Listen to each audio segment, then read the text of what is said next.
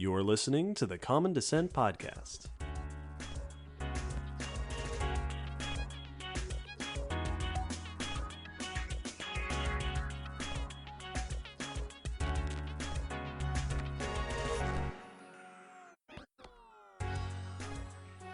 Hello, Will. Hello, David. Hello, everybody, and welcome to the Common Descent Podcast. This is episode 158. This episode, we are talking about Charles R. Knight, famous paleo artist, super famous paleo artist of ancient animals and other stuff. Yeah, this person does a lot of stuff. And happy Darwin Day, everybody. This episode comes out shortly before Darwin Day, February 12th, and we have a bit of a tradition for Darwin Day, doing episodes about historical figures, which started with Darwin himself, and then we just kept doing it. Yep. In this episode, we will discuss the life and works, like I said, famed paleo artist, one of the big reasons why paleo art as we know it exists. Yeah. Thanks to this person, you have almost certainly seen his art, and even if you have somehow managed to not see his art, you have seen tropes started by his art. Mm-hmm. So we'll talk about who this guy was, what his life was like, what sort of stuff he did, and why he was so important in the history of paleo art. All that and more once we get into the main discussion. This episode topic, like all of our episode topics, was requested. This subject was requested by Melissa. Good suggestion. Thanks, Melissa. And before we move on, a few announcements. Hey, we really like doing this science education work that we do. And if you really like our science education work and want to support it, you can support us on Patreon. Patrons on our Patreon, you can find a link in the episode description, get all sorts of goodies like bonus content and director's notes and live streams, opportunities to interact with us.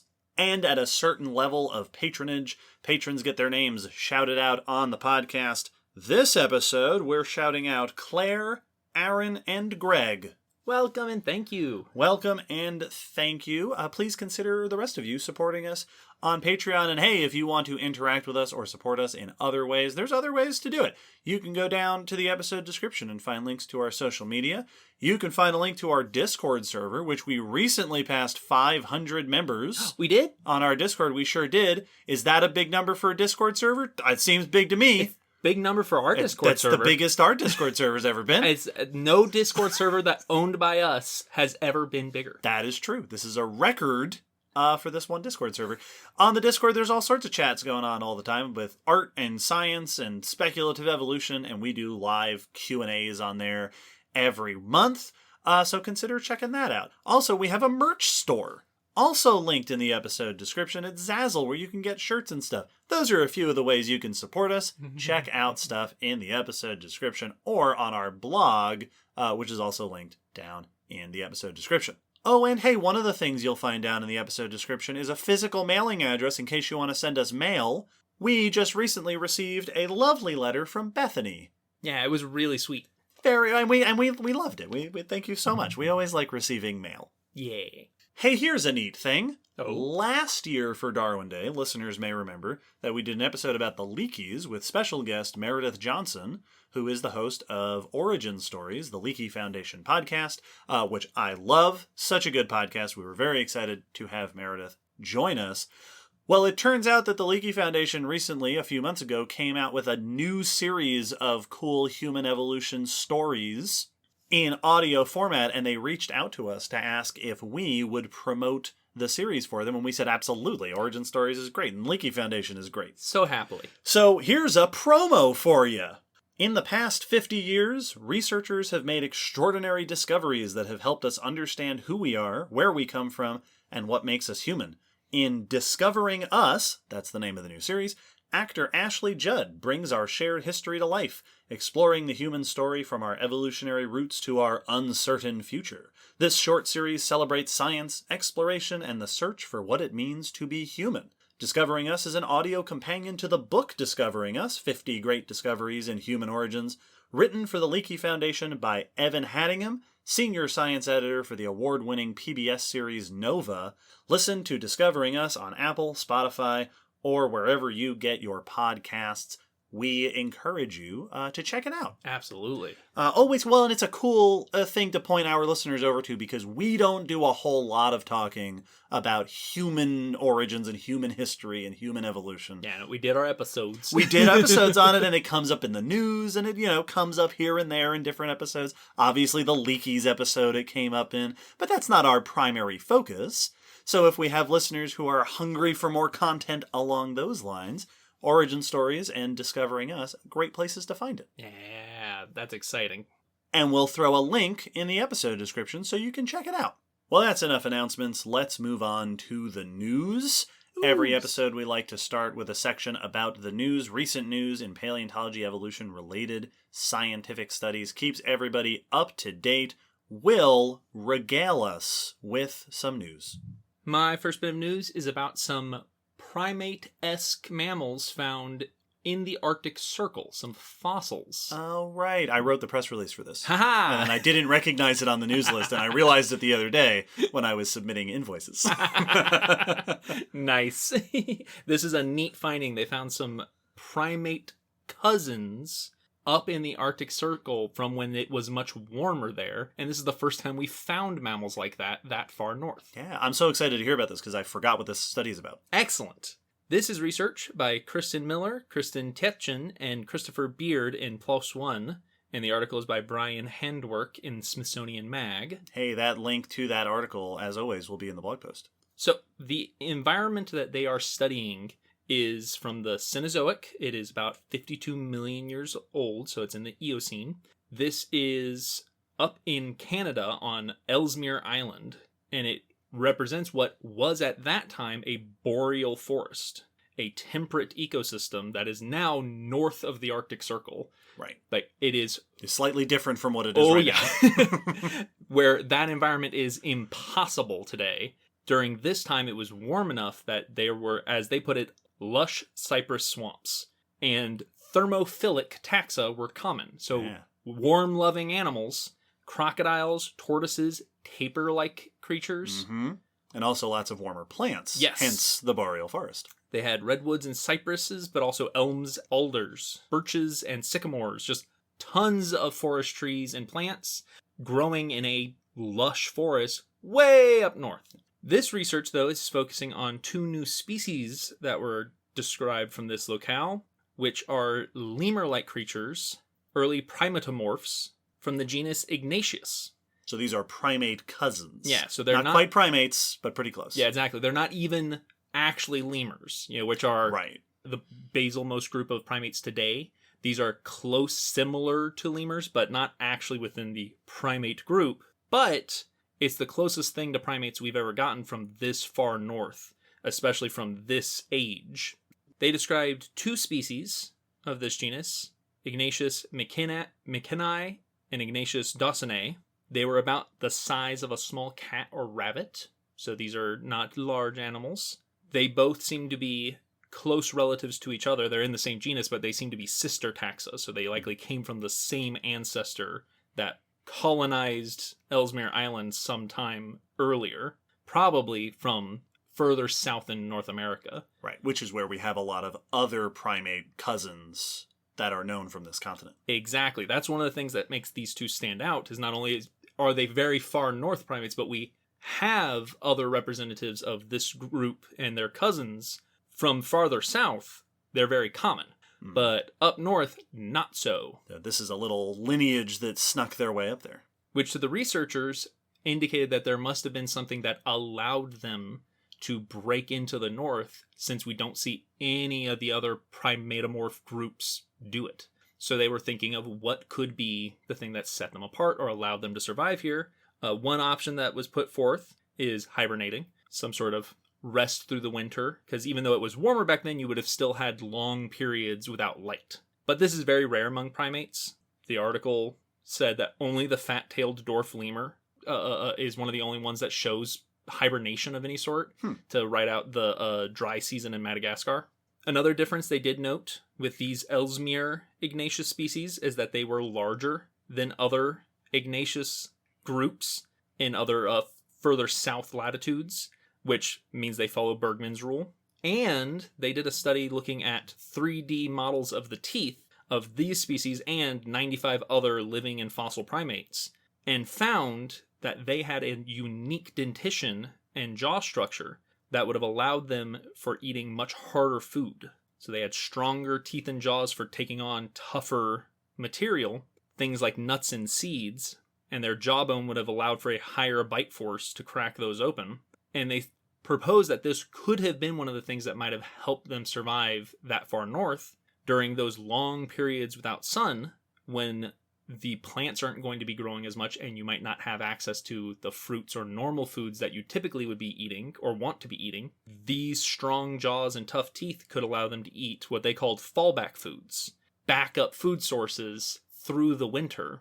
Right, the stuff that you normally don't want to have to eat because it's difficult to eat, or maybe eat less nutritious to eat, but you kind of need to if you're in an area where you don't have good food available for a good chunk of the year. Yeah, basically it's the hardtack of the yes. of the far north, and this would mean that this could be one of the reasons they were able to survive those harsher times, that weird northern light schedule, and would indicate, if this is how they were surviving the winters, that they weren't hibernating, that they were eating through the winter. Oh, that's true. Yeah, that they were feeding on tough food.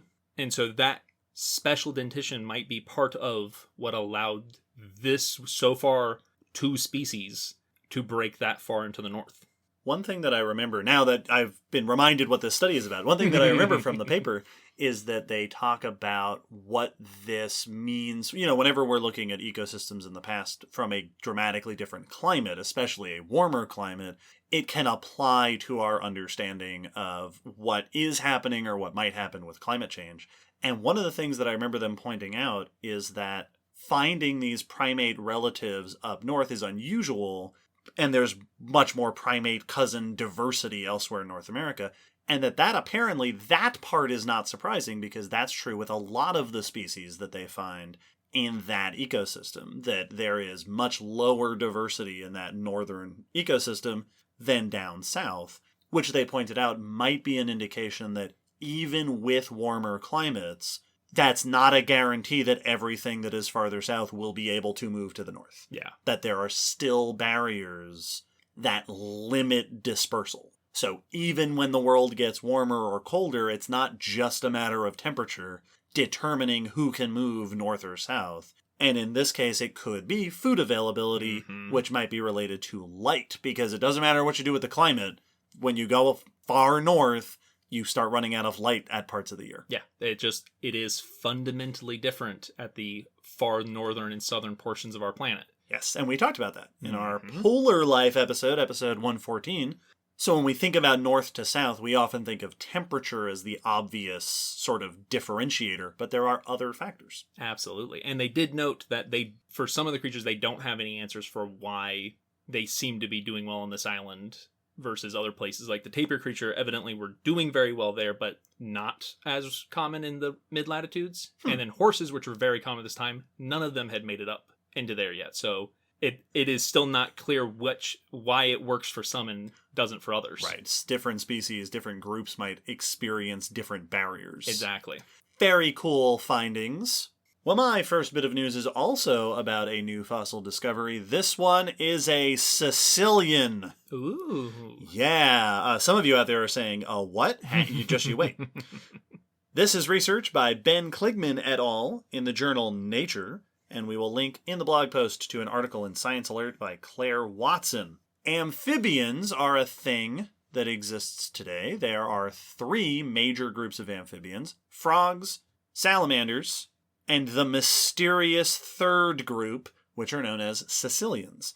These are worm-shaped. They are called vermiform. Yeah. Worm-shaped. They are long, they look like worms, they're very small, they're limbless, they are burrowers, and you have probably never seen one because they live in the soil and they're very hard to find and they're very tiny. But they are super weird and super cool, and their ancient history is not very well understood. All modern amphibians, all 3 of those groups, are classified in a group called Lysamphibia.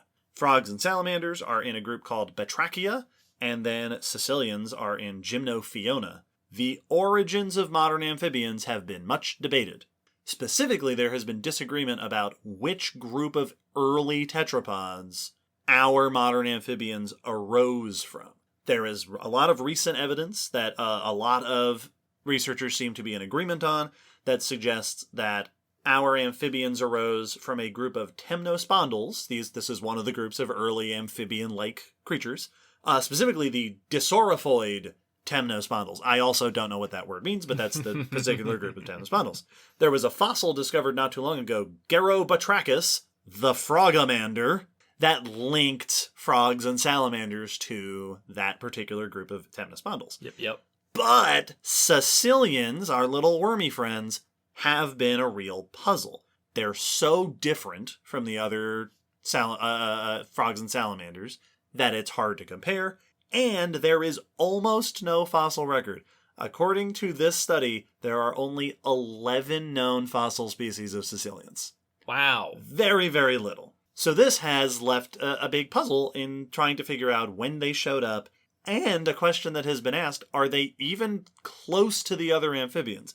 It has been suggested at certain points that caecilians may have even arose separately. Yeah. That they might not even be all that close to our other frogs and salamanders. They might be their own thing. Genetic studies suggest that caecilians and batrachians, the other amphibians, split somewhere in the Carboniferous Permian time range, but the oldest known caecilian fossils are Eocaecilia from the Jurassic, which leaves a nice big gap between when they show up in the fossil record and when DNA tells us they should have been there. Enter this study, which presents the oldest known fossil caecilian. This new species comes from the Chinle Formation of Arizona, specifically Petrified Forest National Park, dating to the late Triassic, 220 million years ago or so, making it about 35 million years older than the previous oldest known caecilians. Not only that, this place is full of caecilians. Oh, wow. They mentioned that there are at least 76 individuals represented by various pieces of jaws, body. There is even at least one femur that was discovered among these fossils. Weird. Which is notable because, like I said, modern caecilians do not have legs. That makes this the most abundant caecilian included fossil locality that we know of. Awesome. Very cool. The new species has been named Fungus vermis gilmorei. Now, if you're thinking that sounds like a funny name, Fungus vermis literally means funky worm, and it is named, quote, in honor of the 1972 funky worm from the album Pleasure by the Ohio Players. I don't know what any of that is, but that's pretty fun. Fungus vermis, our new caecilian, they noted has an interesting mixture of features. For one thing, they have a number of features that are shared with frogs and salamanders, that lineage, and those disaurophoid temnospondyls, which are the ones thought to have been the progenitors of frogs and salamanders, which does lend support to the idea that caecilians are part of that same lineage, that they are, in fact, side by side with frogs and salamanders, descended from these same particular temnospondyls. Another thing they noticed is that Fungus vermis seems to lack a bunch of features that we expect to see in burrowers. Ooh. So, for example, compared with modern caecilians, this fossil species, they have relatively large eyes.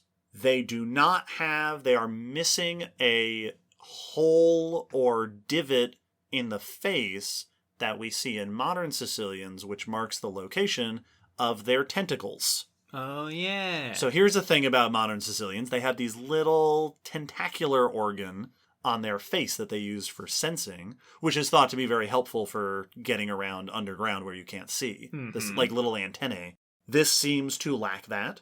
And also, as I mentioned, at least one femur.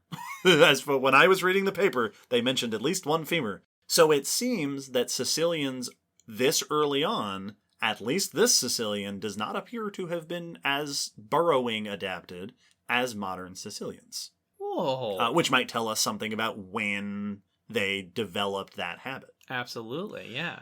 And then there was one other really interesting note that I thought was really fun.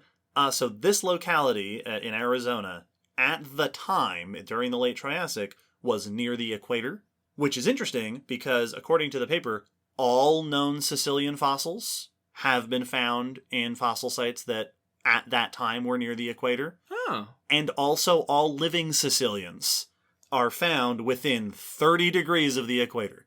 As of right now, it seems every living or fossil species of caecilian is from the tropics.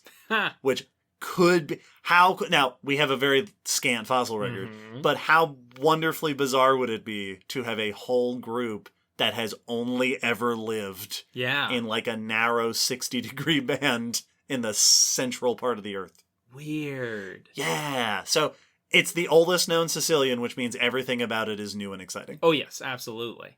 And for such a weird group, it is always a big deal when we get some brand new information. It is hilarious that it is so un-Caecilian like in so many ways. Yeah. Like, that's really interesting. I love when we find an early member of a thing and we go, that's an early turtle. And you go, no. Yeah. No, that doesn't have half of what a turtle has. Well, he's like, yeah, that's exactly right. And the thing I like about this one is that the things that make it weird make it more normal compared to the rest of life, like the rest of animals. Yeah. It's only weird for a Caecilian because exactly. Caecilians are bizarre. Yeah.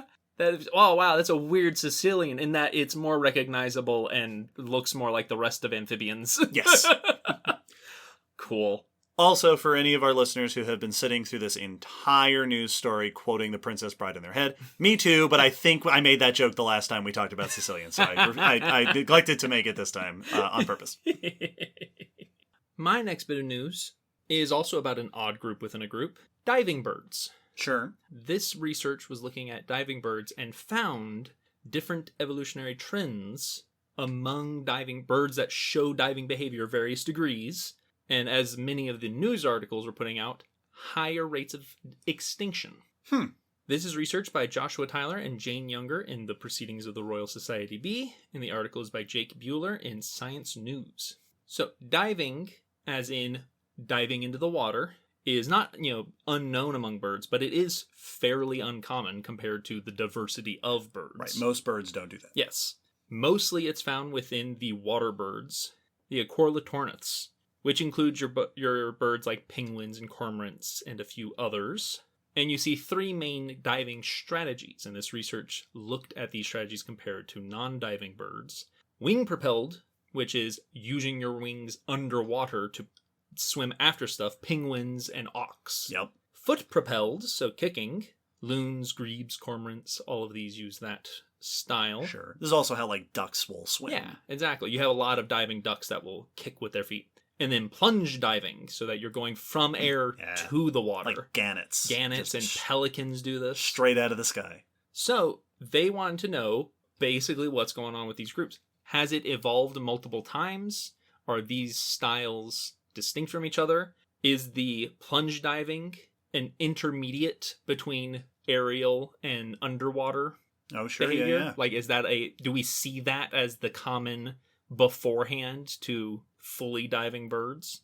And so they looked at the evolutionary history of diving birds with an analysis of 727 water bird species across 11 groups, and they divided them into the non-diving birds or one of those three styles.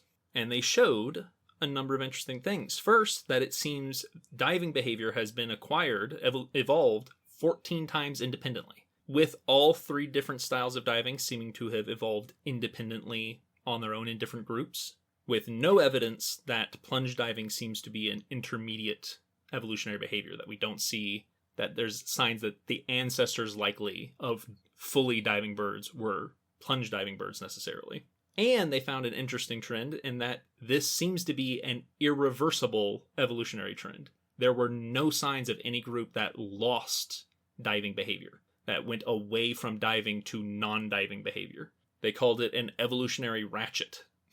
That as you become more specialized for diving, it seems that there is not at least any case of a group evolving back from that and going away from diving, that it may kind of lock you into that lifestyle. They also found body mass is typically higher among diving birds. Makes sense. With wing diving birds, the heaviest, so penguins and your wing swimming ones, the foot divers the next heaviest, and then non-diving and plunge diving having similar weight categories at the smaller end. That doesn't surprise me. Those are the flyers. Absolutely.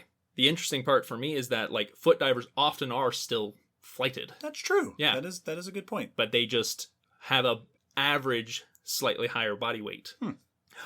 They also found a distinct difference in diversification rates between diving and non-diving lineages, noting that some of the diving lineages are prone to extinction compared to non-diving birds. Many of these showed, and it's not a huge number, but 0.02 more species extinctions per millions of years versus new species arising. So it's not a ridiculous amount. Right. But it does mean more extinction than new species Yes. origination. For each species that is coming about, there are slightly more going extinct. Right. On average. On average, and they said that it was roughly, depending on which technique they used or which result they got, either 75 or 32% of the 236 diving species showed this trend. Gotcha. So So a good portion of them are showing slightly elevated rates of extinction. Yeah, either a third or the majority. Right. And they noted that the birds that don't show diving had a 0.1 more new species per million year versus extinction. So it's not a huge Interesting, though. difference, but there is a notable higher speciation rate in non-diving birds and a higher extinction rate in diving birds.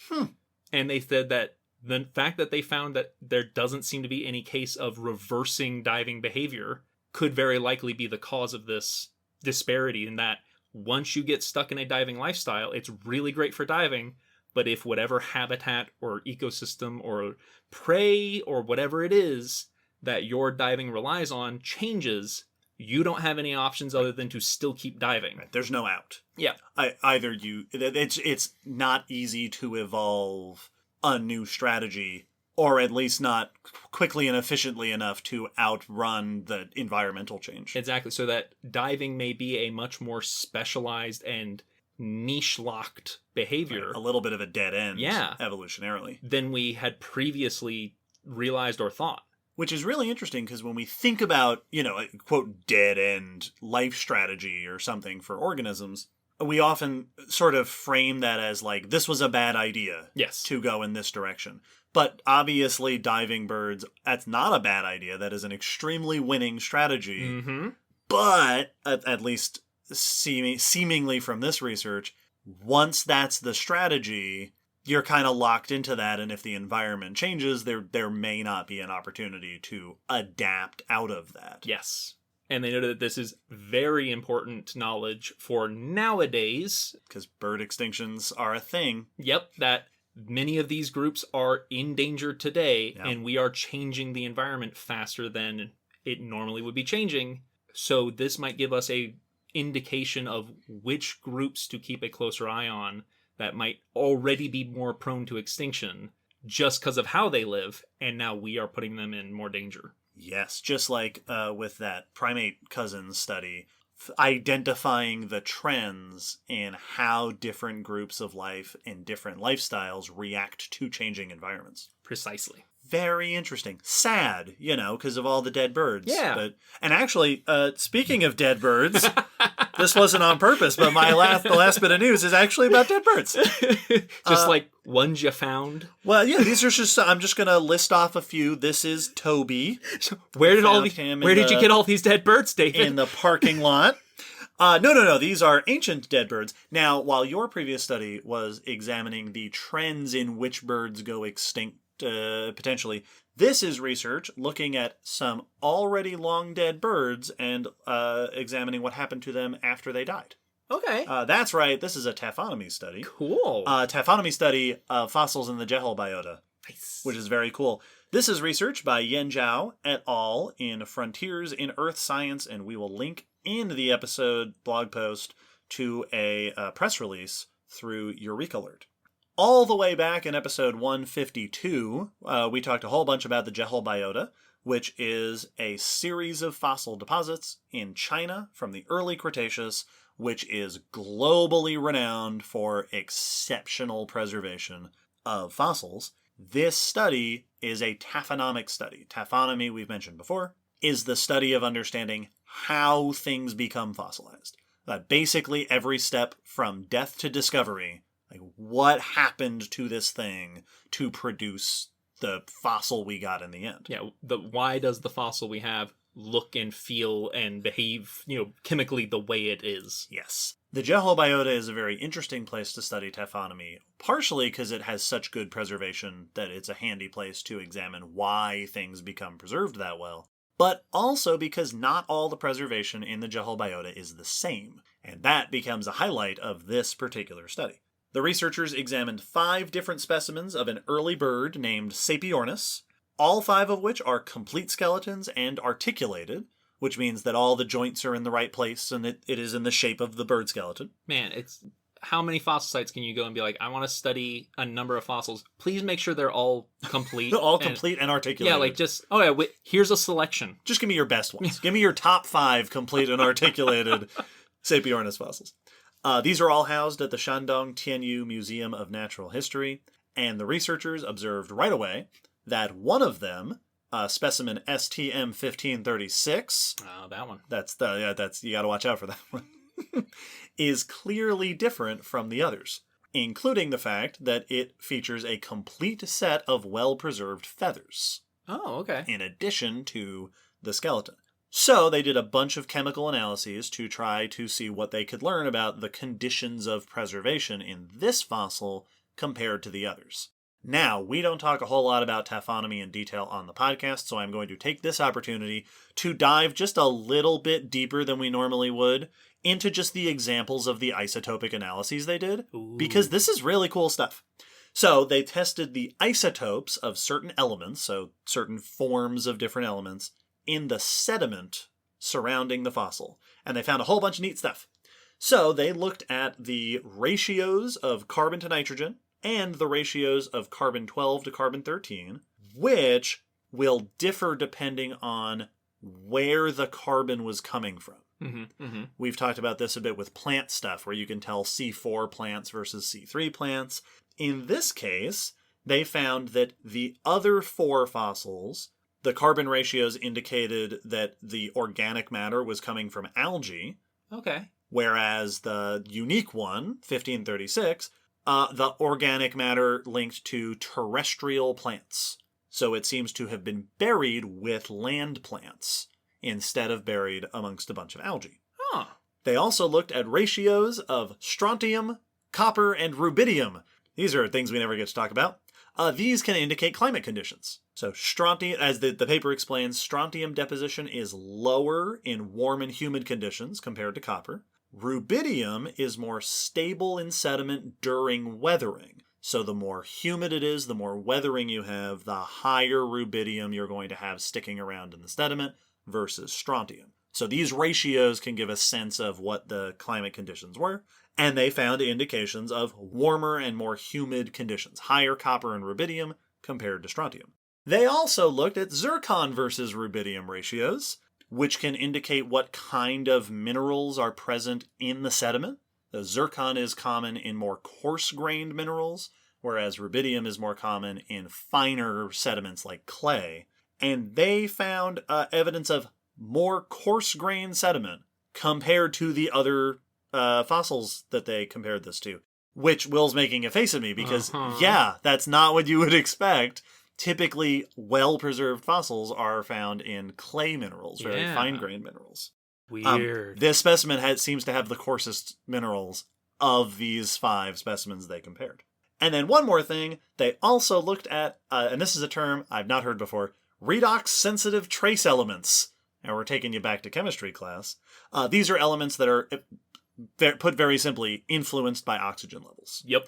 So in this case, they looked at uranium, thorium, molybdenum, nickel, and copper, elements that never get shout-outs on this podcast. And they found high amounts of elements in the sediment that deposit, that you'd expect to see in the sediment, in low oxygen, anoxia. They also found some elemental signatures suggesting high sulfide. Okay. So high sulfur, low oxygen, which are conditions that not only are known to help with fossil preservation, because that means that decomposers and scavengers are having trouble down there, but also these are found in typically deeper waters. Yes. So we've got warm and humid, we've got terrestrial plants, we've got deeper waters, we've got coarse grains. All this together, the researchers suggest that what likely seems to have happened is that this particular bird was brought into a relatively deep portion of a lake by a rain flow that carried a bunch of debris from the land. Land plants and coarser grains, and then buried it quickly deep in a lake, which seems to be different from the other fossils, which maybe were just buried in the lake or maybe buried in the shallower parts of the lake. This is a neat case where not only do they have all this super cool chemical evidence of the conditions that may have led to the burial of this fossil, but also evidence of differential preservation with different styles of burial and preservation between very similar fossils of the same species. Yeah. Well, the things that are so interesting about taphonomy studies like this is that they not only give us info of like, all right, what kind of environment were you fossilized in, and the conditions that you were fossilized in, you know, which is very similar to like looking at the sediment to figure out, was this a lake? We're getting parts of that info of confirming, yep, this sure does seem like you were buried in one of the lakes in this area that we know were in this area. But also, it just screams to me that these ridiculously well-preserved fossils are not always just a luck thing of this one happened to stay together throughout time.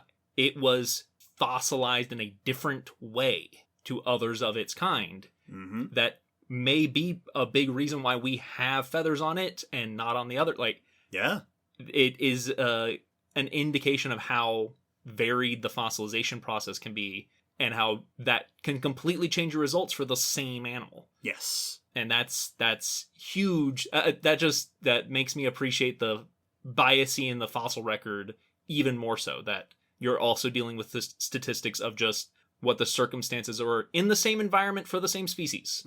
But did you get washed in from land or did you fall in the water? Because that's different. That might have an effect on how it's preserved. Yeah. So yeah, taphonomy is just this incredibly deep well of fascinating questions we don't have answers to. It is definitely one of the most Sherlock-y parts of paleontology. Well, and it's super, I think there is something really fascinating and wonderful about the process of measuring a bunch of trace elements and then going, yeah, a rainstorm washed this animal into the middle of a lake with a bunch of plants and buried it down deep in the bottom of a lake. And like, I understand scientifically where all of that information comes from, but it absolutely feels Sherlockian. Yes. Where you go, yes, I see that there's zircon and there's copper and there's a high carbon to nitrogen ratio. Therefore, all of this nonsense that is basically magic. Well, it's those... That's a very satisfying process to be able to do. It's those logic puzzles. I don't know if anyone else did these. I used to do them back in school all the time in focus class, where it's the grids of crossing names and things. And this person is 2 rows over from this person, and this person's mom works in this job, but nobody works in that job and also lives in that house. Yes, those things where it's just as important what you can determine about certain parts of it as what you can determine is not the case. Yes. And that's very much what this is. It's like, we determine that these things are true, and some of these can only overlap in certain scenarios we can think of. To have land plants and deep water, like, and coarse sediment, that sounds like a land environment got washed into a deep water lake environment. Like, so it's a very cool, you're having to take all the parts and then overlap them. And the overlay gives you the closest answer. Yeah. So to all of you prospective paleontologists out there, taphonomy. Yeah. Do more of that. We're not going to do more of it. Nope. But we encourage you to do it, and then we will geek out over your cool stuff. Yes. Hey, speaking about geeking out over cool stuff, I guess. Yeah, no, it works. It works. That works. Hey, that's the end of the news. So it's time for us to move into the main discussion. Like we said at the top of this episode, it is our Darwin Day episode for the year, which means we're going to spend the whole rest of the episode talking mostly about one person, and that person is renowned, legendary paleo artist Charles R. Knight. Stay tuned. This is going to be a lot of fun. Yes.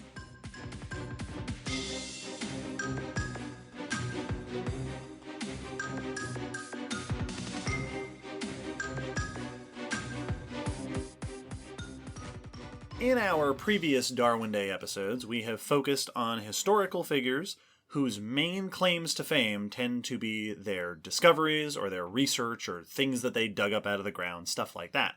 This episode's featured figure, Charles R. Knight, is most famous for his paleo art. Mm-hmm. In fact, he might be the most famous person who is most famous for their paleo art. This is a big name when it comes to the realm of prehistoric illustration.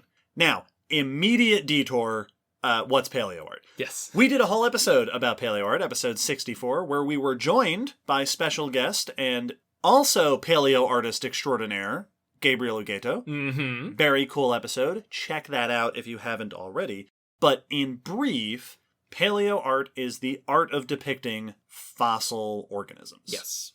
Any artwork, paintings, sculptures, whatever it may be, trying to depict what ancient animals, plants, etc. looked like when they were alive. Yeah, because they are in the unique situation where that's the only way to get images of them. Because if you take a picture of them, they're dead bones. Those are bones. So paleo art is our only way to visualize what these would have looked like while breathing. Paleo art is a type of art, but it is also very scientific. Mm-hmm. Generally speaking, paleo art is very much tied to science. The goal, there is paleo art that is more whimsical or fantastical. You can do that with ancient animals, but generally when we're talking about paleo art, we are thinking of the goal being to accurately depict ancient organisms. It's meant to be a form of scientific illustration. Yes.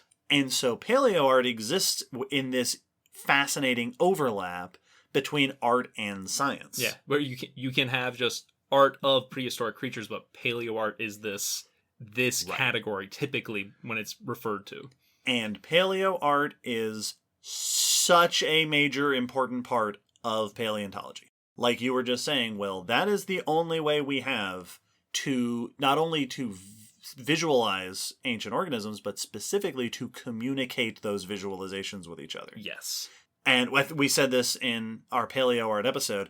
Imagine paleontology without art. Yeah. Like if the only way anyone had ever seen a triceratops was just the skeleton. Which is impressive and awesome. That is very cool. Fascinating.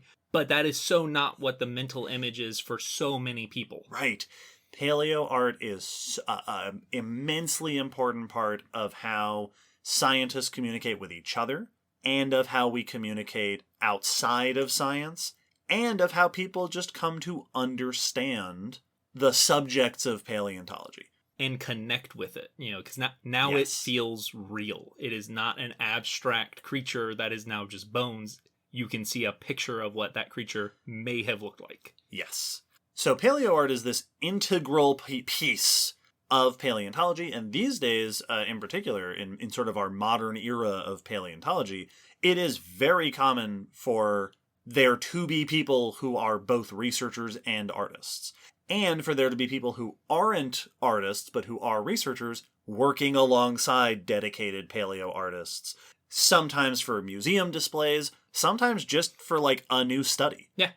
We named a new species. We will hire somebody to do artwork of this species because that's such a valuable piece of understanding and communicating paleontology. Yeah, very often when a new species like press release comes out, that art that goes with it was they went to someone and said, "Hey, could you please make art of this new species so we can post it?" Paleo art has, depending on your definitions, a deep history. Art of ancient animals goes back quite a long ways. That's something people have been doing for a long, long time. People have been doing art of ancient animals since before some of those animals were ancient. We are very artistic species. The term paleo art was not actually introduced until, if I remember right, the 1980s. But similar sort of scientific ancient art associated with paleontology became more common and more scientific throughout the 1800s.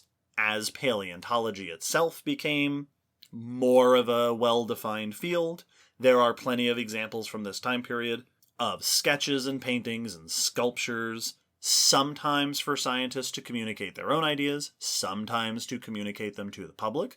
Some scientists would do their own artwork, just to try to visualize things. There are things like the famous Crystal Palace dinosaurs. That is a version of paleo art, reconstructing. These were sculptures. These were models of ancient animals. What I have seen referred to as the classic period of paleo art begins around the end of the 19th century, late 1800s into the early 1900s. This is a time where we are seeing a growing knowledge and understanding of fossils, growing interest in communicating this with the public, and a growing desire for accuracy in the kind of artwork we use to do this. This classic period, sort of this early 1900s, a number of big names associated with this time period, names you may have heard like Zallinger, Burian, Harder, Heilmann, but arguably there is one huge name in the classic period of paleo art, and that is Charles R. Knight. Yep. Charles R. Knight was the biggest name in paleo art in the early 1900s. In some ways, he was almost the only name in paleo art at the level that he was doing it, especially early on. He did paintings and sculptures for many major museums and zoos and magazines and all sorts of stuff. You, dear listener, have almost certainly seen some Charles R. Knight. If you're listening to this podcast, yes, there is a very good chance you have seen some of the artwork of Charles R. Knight. If you've gone Googling for certain ancient animals, especially the famous ones like dinosaurs, famous Ice Age creatures, you've probably seen his paintings. Yep. If you have been to the Smithsonian, the Field Museum, the Los Angeles County Museum, the American Museum in New York, or any number of other museums, you have probably seen his art. Not only was he a very prolific artist, he was, because of his position as such a key figure in early paleo art history, he was enormously influential. I have seen him cited as the first artist to depict dinosaurs as active animals. Yep. His style influenced tons of artists who came after him, even those in some unexpected places, which we'll get into a little later. And he also set in stone, so to speak, a bunch of the most famous tropes in paleontology depictions, like the image that you might have in your head of Brontosaurus in a swamp. That was popularized by Knight. The showdown between Tyrannosaurus and Triceratops. Yeah. That was popularized by Knight. Like the reason we think of that as the classic showdown is because this guy did it. Yes. This was a hugely influential person. Famous paleontologist Stephen Jay Gould has been quoted as saying that Knight established the image of the dinosaur for professionals and amateurs alike, and that he had as much influence in paleontology as any scientist on Earth. Which, yeah, I would not disagree with that statement. There was a quote, I actually pulled this quote from the Wikipedia, from a paper in 2005 that says, "There was scarcely a dinosaur book published in the first 60 years of the 20th century that did not include examples of Knight's work." Yeah. This is a big deal. One of the books about Charles R. Knight is sitting on this table right in front of me. I have a book, Charles R. Knight, The Artist Who Saw Through Time, by Richard Milner. It's a very cool book. It's full of art. It's big. It's art book size. It's a coffee table. Yep. So when I saw Melissa's request for this episode, and I went, I happen to have a source for this. There's also a bunch of great online resources, which go to the blog post. Those will be linked. There's some interviews. There is a website, charlesknight.com, which is managed and facilitated and upkept by his granddaughter. Oh, cool. Rhoda, who is still around, and she does interviews. She's quoted a bunch in this book. Yay. She has declared herself the keeper of his legacy. That's cool. That's always very cool when a legacy does get cherished that way by someone who had a connection to that person. Yeah. That's very cool. This book, The Artist Who Saw Through Time, starts with a one-page, basically a little letter by Rhoda about her grandfather. Toppy. She called him Toppy. Yep. Speaking of cute things, let's start at the beginning with baby Charles. Let's go all the way to the start and we'll follow him through his life. Charles R. Knight was born in Brooklyn, New York on October 21st, 1874. So let's set the stage here. 1874, this is not long after Darwin started his biggest publications, or this is 15 years after The Origin of Species. We are smack in the heat of the Bone Wars. Episode 58, right? Marsh and Cope are out doing shenanigans across the country. Paleontology is on the rise, especially in North America, right? More paleontology is being done than ever before. Some of the most famous dinosaurs known are being named while Knight is going through his child years. But at this time, artwork and museum displays were not a particularly common thing for paleontology. And this is sort of the realm that Charles R. Knight is born into. Young Charles, from what I've been reading about him, had a passion for nature, like a lot of people who get into this science. When he was young, his father took him hiking and fishing, gave him books to read. In this book, there is a little anecdote that I assume is from Knight wrote part of an autobiography. One assumes this is where that came from. Gotcha. The story goes that when he was very little, his father would read him stories, and one night, little Charles said, "Father, I'm tired of hearing about Jesus. Tell me about elephants." Which I feel like there's probably a lot of people who can relate to that sentiment of, all right, listen, I know you're into this thing, you want to keep reading me, but please tell me about this cool nature thing. Yes. At least tonight. Yep. Also, his father would take him on trips. There were zoos back then. The Central Park Zoo was around. I think, I don't have the dates in my head, but around his youth is when the Bronx Zoo was opened. Oh, wow. And his father would take him on trips to the American Museum of Natural History, which is the museum in Manhattan, New York. Charles's childhood museum, the same as my childhood museum. Yep. The AMNH in New York City. His father's employer was a major benefactor of the museum. Oh, okay. So they got special access to the museum, even backstage. By the way, just because this is going to happen a lot throughout this episode, that benefactor was J.P. Morgan. The J.P. Morgan. Wow. That's going to happen a bunch in this episode. Yeah. We're going to mention names that are... This is like when they do shows of historical people, and they're like, let's throw some other historical people. Yeah. You have to... You simply must meet Thomas. Yes. Charles began drawing as a very young kid. He eventually was educated in numerous institutions, including Brooklyn Polytechnic Institute, and by age 12 he was studying at the Metropolitan Art School, located in the basement of the Metropolitan Museum of Art. Nice. That's the Met, for my fellow New York enthusiasts. The earliest known drawing of his, apparently, is a sketch of the family dog that he made when he was 12. And if I'm reading the picture in this book correctly, the dog's name was Lou. I could be wrong, but that's what it looks like in the thing. Cute. Now, before we move away from his childhood, there is a very important point that needs to be made about Charles R. Knight. Knight was born with nearsightedness and astigmatism. Okay. He had poor vision. When he was 6 years old, one of his playmates threw a rock and hit him in the eye, and he suffered severe corneal damage. Ugh. The end result of which was that for most of his life, Charles R. Knight was legally blind. Wow. Now, legally blind, for anybody out there who would like a little more in-depth on that, blind is not one thing. There's different degrees of blindness, so to speak.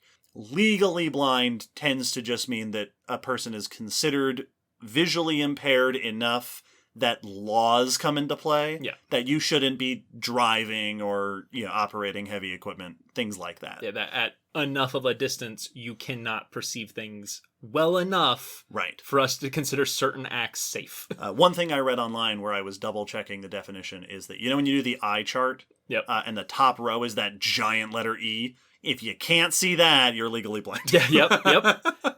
That might not be the technical definition of it, but there you go. Get you the idea. This renowned, prolific artist whose claim to fame, among other things, was drawing things from life, like the family dog, was legally blind.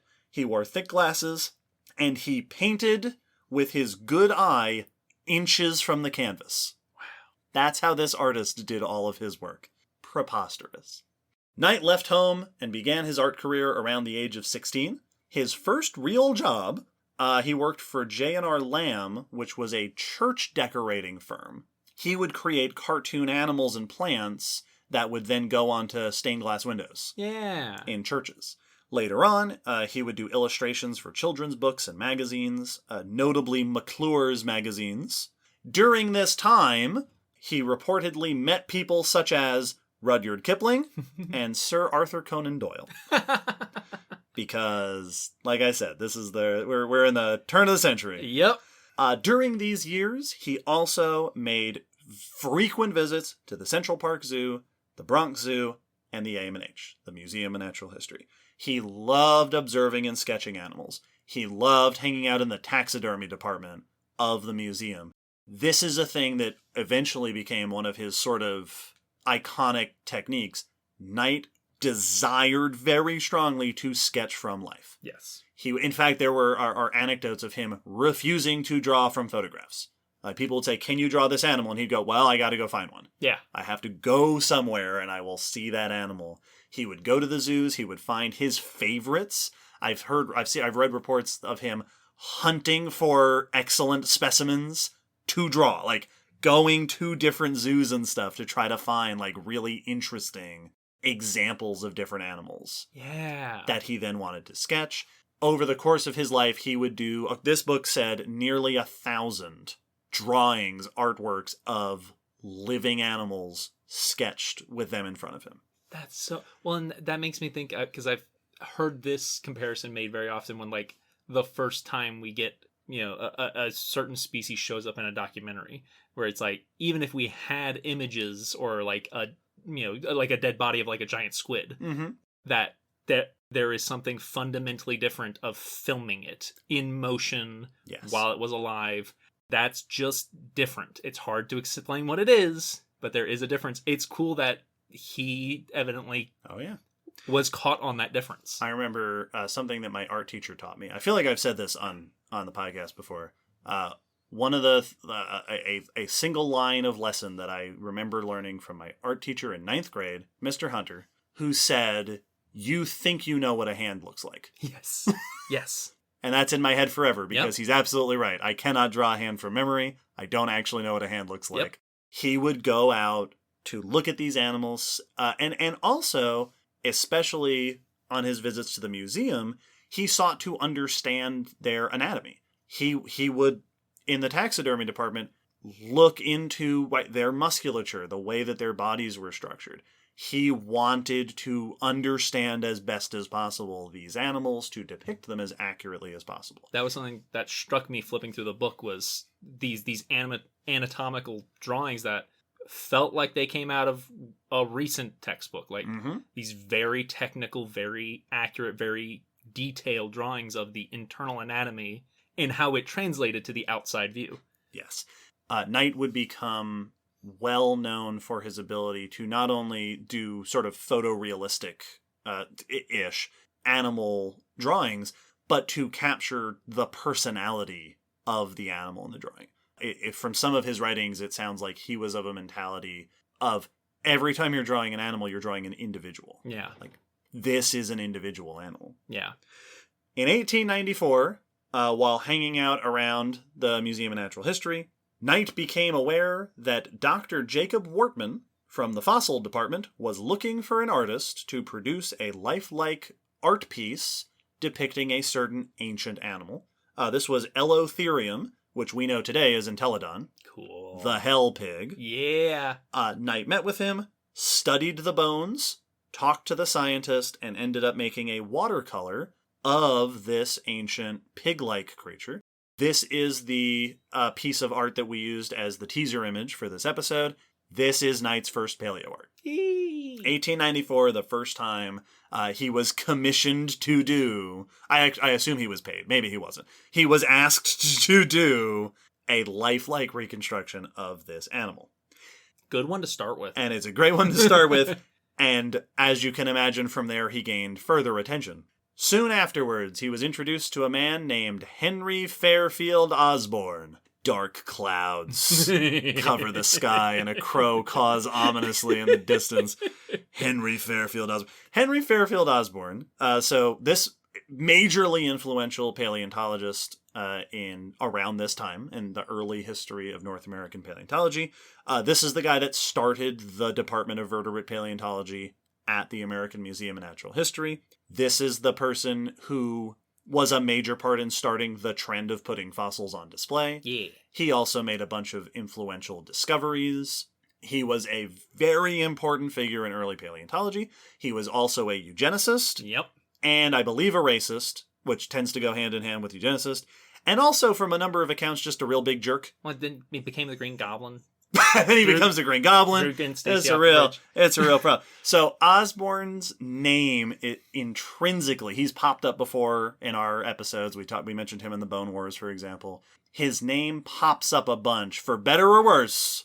He is sort of tied to this early period in North American paleontology because he was extremely influential in that early history. Yes, that doesn't mean he was a good person. Right.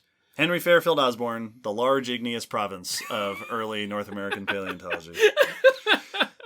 Met with Charles R. Knight, and around this time, Osborn had this dream of creating visually interesting paleontology exhibits, which, believe it or not, was a controversial idea at this time. This was something that a lot of scientists were kind of opposed to.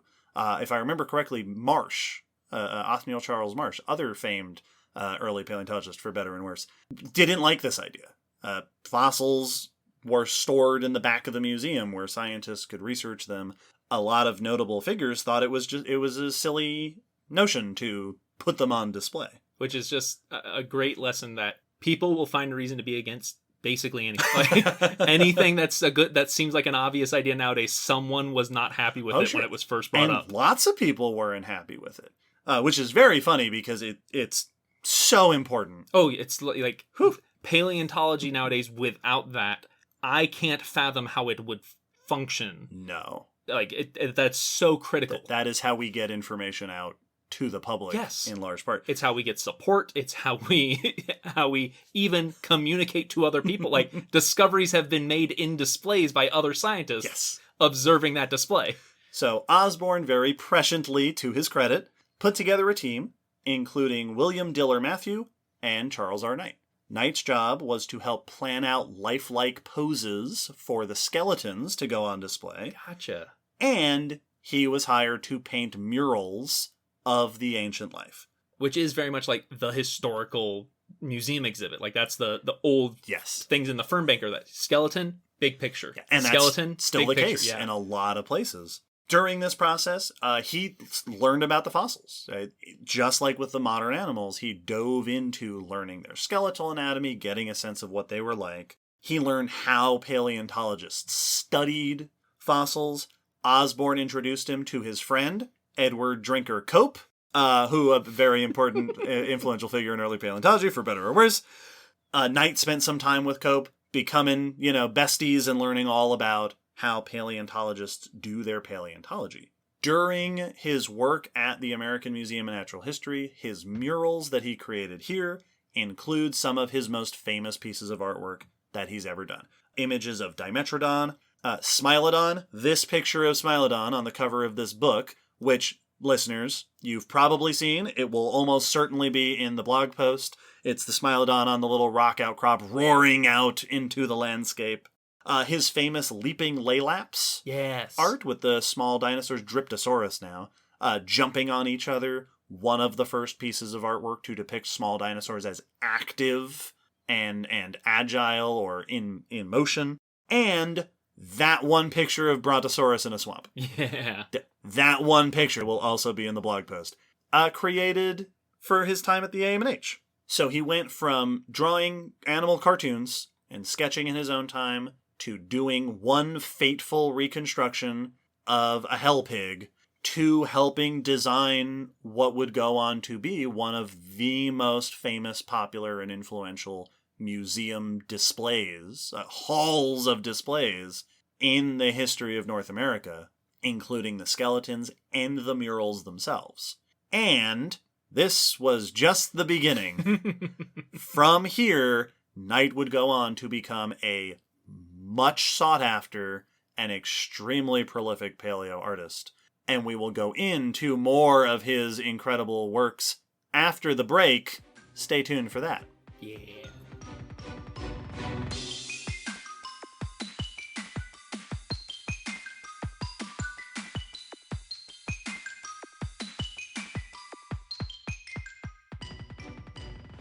From those beginnings in the 1890s, Knight went on to do a whole lot more stuff. Paleo art, also other art. He continued to do artwork of modern animals. He would do his own sketches. He would be commissioned to do these. And he did ancient creatures. He did museum work. At the AMNH, other things he would end up doing. He did murals for the Hall of the Age of Man. So these included, ancient human evolution stuff. He did a mural depicting the Blackfoot Native American story of the moon goddess for the Hayden Planetarium at the museum, commissioned by Charles Hayden of the Hayden Planetarium. He did sculptures for the Bronx Zoo, which I believe are still there. Oh, right. Notably, he did 2 life-sized African elephant head sculpts. Yeah. Which I think, I believe they're still there. I don't have reason to think that they're not. He also was commissioned to do works for the U.S. Fish Commission, the U.S. Bureau of Fisheries. He did murals for the Los Angeles County Museum, which included images of Archaeopteryx and Pteranodon, among others. He did murals for the La Brea Tar Pits, including your famous Ice Age things. He also frequently did art for magazines, including plenty for National Geographic. Nice. Over the decades, he was the go-to paleo art guy. He was not the only person to do paleo art in these early days. Like I said, there were others, some notable names like Zallinger and Burian, who followed sort of after him a little bit. But this was the guy for paleo art. During this time that he was doing all these works, he also refined his techniques. And here's a thing that will quite enjoy. When creating artwork of ancient life, when he would do dinosaurs and stuff, what he would do is he would make small models of the skeletons and then put clay on them to fill out muscles and skin and stuff to make a full 3D fleshed out little sculpture. Yeah. And then he would take that outside to see how the light interacted with it. And then he would draw based on that. Oh, cool. Like he would make his own animal to be what he needed to draw, and then, just like he did with modern animals, he would sketch it from what he saw. That's cool. Well, that's also, that makes me happy, because it's like, you weren't doing claymation, you weren't moving it, but you were doing the first step. That would eventually be how we put dinosaurs and stuff to film. Yep. Early. Aww. For large murals, so some of the artwork that he did was huge. And I assume that for some of those, he just painted a giant picture. Yes. But in some cases, at least, he would paint a small version, and then a team of people would copy it. Oh, gotcha. Onto sort of the big wall version. And he might go up to do little touch-ups and sort of fix it up. This guy who couldn't see. Yeah. There was a story in this book where I think he was at the museum at some point and he was working on something and somebody else came in and added something to an exhibit and asked him, hey, does that look straight to you or does that look right to you? And he was several feet away and said, I couldn't possibly see that from here. This guy was severely visually challenged. Yes. This guy had very poor vision, and yet all of these murals and such. Oh, wow. In the 1920s, he was commissioned to do one of his most famous projects that he ever did. He was brought on to do a series of 28 murals for the Field Museum in Chicago. That first series he was hired on to do at the American Museum in New York. They wanted to do their fossil halls, and they wanted him to adorn their fossil halls with all these different pictures. The Field Museum was doing very much the same thing. They wanted to do, here is life through time. We're going to just all of our fossils, our understanding of the history of the Earth, and they wanted him to do murals across these halls and across time. He did 28 murals. He spent 4 years working on this. starting way back in the Proterozoic, all the way up to the Pleistocene with Ice Age organisms. One of the cool things he did in this series is that the further back in time the images, he made the paintings hazier. Oh, cool. And then they become clearer and more in focus as you get closer and closer to the present. Oh, that's awesome. Which is a very cool thing to do artistically. Oh, wow. Yeah, he did that in the 1920s. That's so cool. That's this is a pretty cool guy. No, I like that. There are artists out there who are like, yeah, of course. Well, we're impressed. Yep. This series for the Field Museum includes some more of his most iconic pieces. He did more dinosaurs. He did Apatosaurus, Stegosaurus, Protoceratops. He did mammal art, including things like ground sloths and mammoths and uintatheres. But perhaps most famously, possibly the most famous piece of art he ever did, this series includes a mural of Tyrannosaurus Rex facing off against Triceratops. Possibly the most influential piece of artwork that he did when it comes to public perception of dinosaurs. That face-off is the classic clash of dinosaurs. Yeah. And this guy, he set that trend. Yeah. I saw a quote from, I think this was this book, it was in something, that said of the mural, "It is so well loved that it has become the standard encounter for portraying the age of dinosaurs." Yep. Yeah. So when we talk about influence, not only influence on scientific work and influence on public education, just putting images directly into people's minds. Yeah. It makes me think of when we've talked about Jurassic Park and how Jurassic Park was so influential that basically every movie or TV show depicting dinosaurs since Jurassic Park has followed the Jurassic Park style and tropes. Yep. Knight was doing that in the early 1900s. Yes. He set the trends for the next century of paleontology art. Which is so fascinating to see the origin of things that now are still being affected by that influence, that original art piece. And also an important thing, which we talked a bunch about in the paleo art episode, of like, that's why that perception is so common. Yes. Is because of this extremely famous, talented artist. It is not that every paleontologist is gung-ho on portraying T-Rex fighting Triceratops. Right. But that culturally became the iconic view. Yeah. Well, and it's so iconic that it's the kind of thing that just seems obvious. Mm-hmm. It makes me think of when I learned that the phrase, "make him an offer he can't refuse," was from something. Yeah. One day, I was in college or something, when I was like, that's not just a cultural saying, that's from The Godfather. Mm-hmm. I didn't know that was from something. I thought that was just built into our culture. Yes. Yeah, T-Rex versus Triceratops, that's from something. Yes. All this and many, many more. He did tons and tons of work. But he also did stuff beyond just his paleo artwork and his artistic work in general. He also did a bunch of lecturing. Oh, cool. So he would teach people about art and paleontology. He wrote and illustrated 4 books, plus an unfinished autobiography. These books include some of his advice for artists. I actually own one of these books. I picked one up I think I picked it up at the American Museum a number of years ago, which is Drawing Animals for Artists, something like that, which is a book about how to draw animals by Charles R. Knight. Like, his advice. I can't check the title for you right now because I don't have the book in front of me, because I have actually lent it to our friend Jenna. Yes. Who is an artist, because I'm not an artist, but I thought she would enjoy it. And in his writings, I think we get some really cool insights into his mentality and personality as an artist.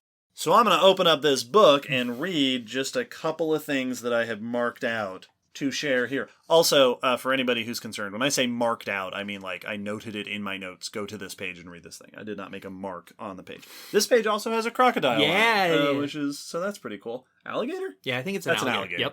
Yep. I'm sick. Cut that part out. Edit it out. In animal drawing, that's what it's called, animal drawing.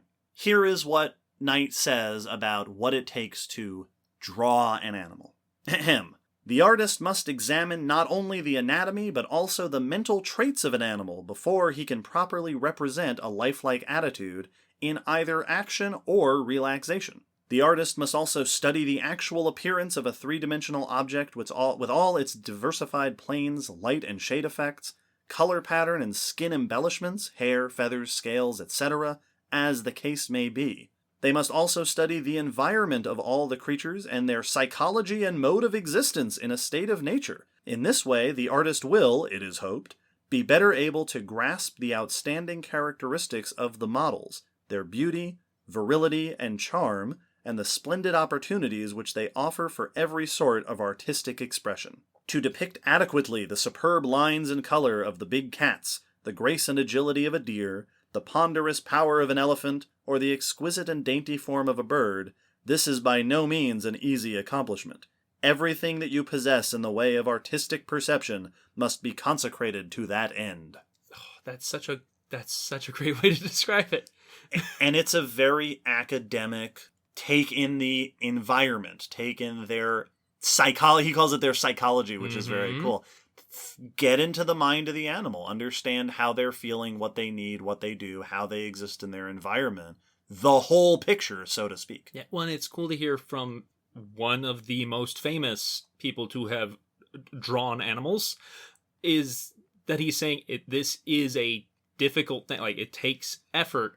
And immediately it was bringing to mind just images. And I'm not criticizing any of the artists who produced any of it, but like cartoons, which will show like a camel or something, or a certain animal, and I will see it immediately go, that's not how, that is not how a camel moves. Right. This is a cartoonish depiction of this animal. And I'll see that in video games a lot of the time, where it's like, all right, you made it look right on the outside, but that's not at all that's not how they move or run. Sure. Or like, you did not capture it internally or behaviorally, because that's hard to do.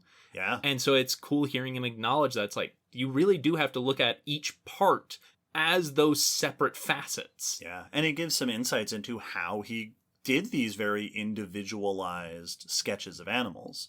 It also gives us a little bit of insight, I think, into his personality. Like, this guy took this seriously. Yeah. And I mean, this was his job. Mm-hmm. He was a freelance artist for most of his life, taking commission. Like, his seriousness and talent is what made him who he was. Yes. With this in mind of getting insights into his personality, on the very next page, there's another little excerpt from the same book that I think also gives us a wonderful insight into this person. This is a section on what he has to say about sketching in public. Ahem. You must become reconciled to the fact that anyone drawing in a public place is an absolute lodestone. Most persons are attracted to such a one-man exhibition in a most surprising degree. Almost all of these, you will find, are merely curious and politely interested, but others take advantage of one's helplessness to impress one with the fact that a certain mythical cousin, who never took a lesson in her life, can sit right down and draw a perfect portrait of anyone in 5 minutes. I've always wanted to meet that gifted relative. I think one of the things that comes out when I was reading a lot of his writings and his quotes, this was a very talented, very serious person. He was also a sassy fella. Oh man, I love it. So I get the impression this guy was full of personality. Oh, that's fantastic. And I so know the kind of person. Oh, absolutely. Referencing. It's funny because to take advantage of one's helplessness. Yep. I've not used that exact phrasing, but that we have had conversations where we've described the people who will get really chatty with the people at the front desk at the museum. Yep. It's anyone who's worked with a public-facing job knows exactly what he's talking about. You can't leave, and I have a story to tell. Yep, exactly. Fantastic. In addition to his writings, his artwork, apparently there were also some things that he never got to. Some really cool things that didn't happen, which I think are also really interesting insights into his life. George Kunz, the person who hired him originally to do the Field Museum project, had expressed his plans to do a Charles Knight museum. Oh, wow. Just a whole museum dedicated to Charles Knight. But sadly, he passed before he could make that happen. Somewhat similarly, Knight also wanted to create a dinosaur theme park in Florida with full-scale, lifelike dinosaur sculptures that he sadly never got to make a reality.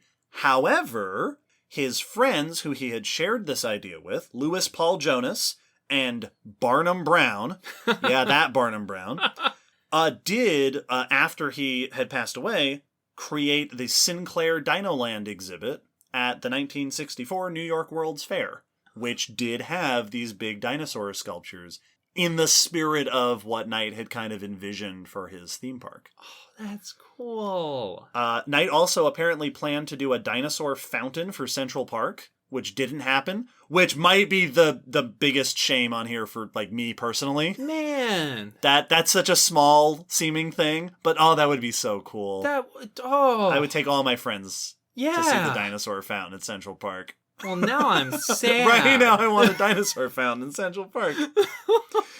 So he was an ambitious person. He did a lot of really cool stuff. Now, at this point in our lauding of this person, one of the things we do whenever we talk about a personal figure and we talk about a person who was great and did lots of great things, it is always important for us to remember that these people are only human. Yes.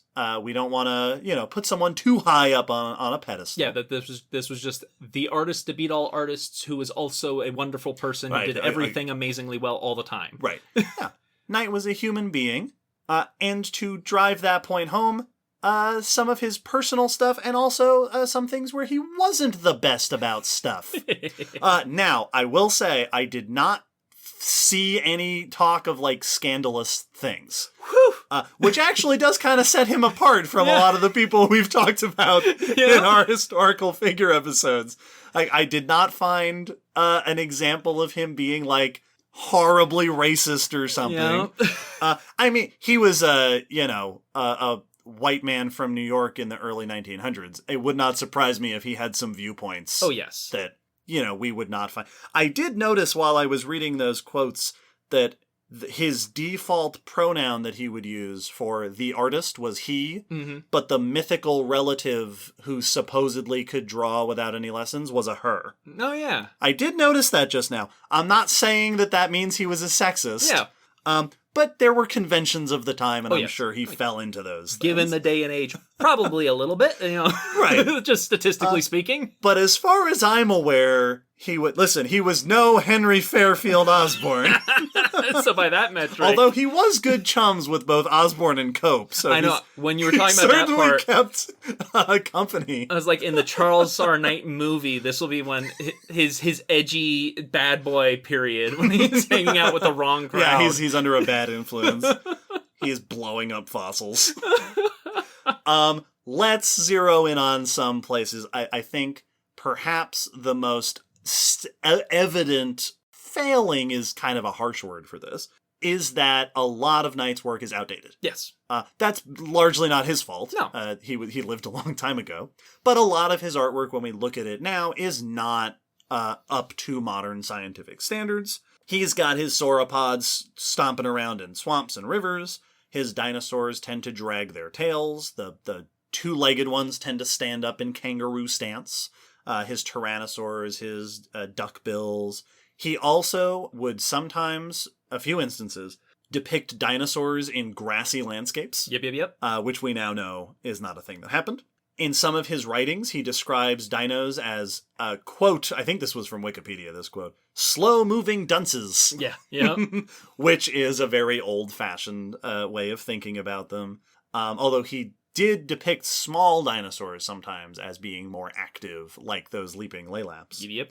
I've also seen it pointed out that some of his dinosaur restorations are questioned by some, even by their own of the time standards, in terms of certain proportions. Yeah. Of, like, the hips or the limbs and things like that. So he was not perfect and flawless. There are certainly flaws to be found in his artwork, a lot of which come from just being at a time where we didn't know the answers to those questions. Yeah, well, I mean, a lot of those, maybe not the specific things like grass or like thinking they were slow moving, but those kinds of criticisms of his art are criticisms that will likely happen to almost every piece of paleo art as time goes on. Sure. One made today, as accurate as it can be, in a century.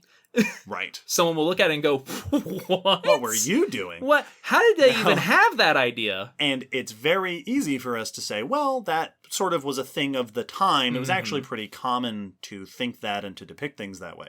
And that is totally fair, but it is also fair to say that one of the big reasons why it was common to depict animals that way is because Knight did it. Yes. Much like our discussion about Jurassic Park, the mistakes that they made in Jurassic Park have become common misconceptions about dinosaurs.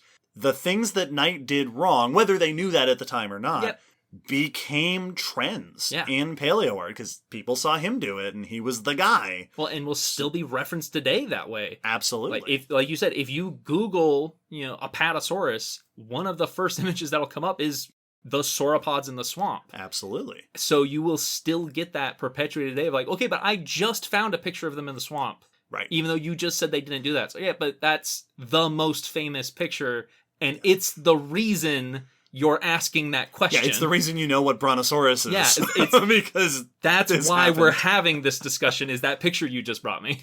Which is always a double-edged sword when it comes to things like this. That popularity is great because it gets that idea out there and it influences people.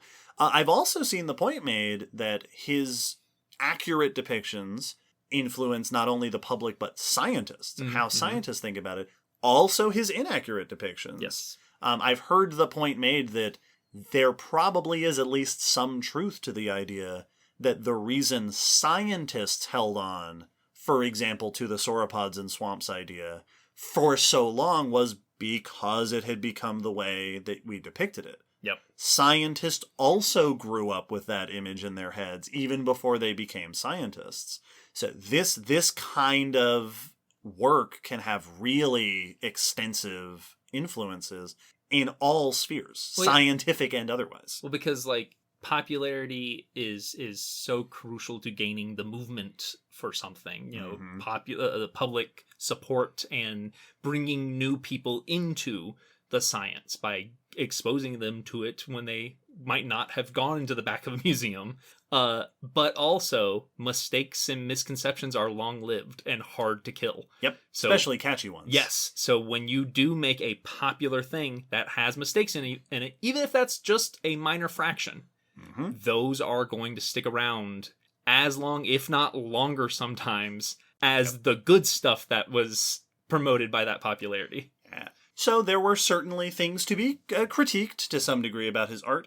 I also found one study that was a publication that was reviewing some of his artwork and other artists of the time that pointed out that some of the ways he did at least some art of Native Americans, like that one for the Hayden Planetarium.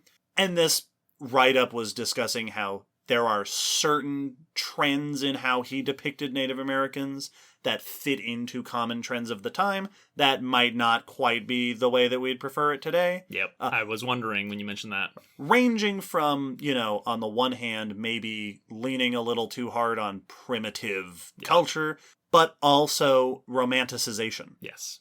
So kind of misrepresentation of cultures in one way or the other. That's like caricature style of representing those people. So there are certainly things to critique in his art.